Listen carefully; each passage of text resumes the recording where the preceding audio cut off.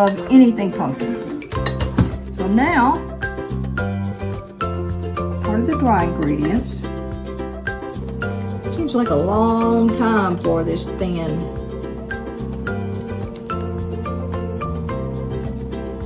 I will definitely be checking it.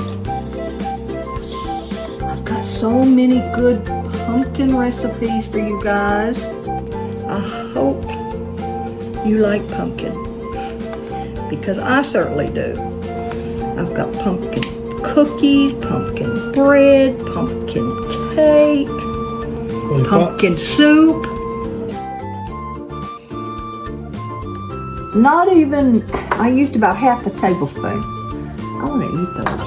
Okay. So now,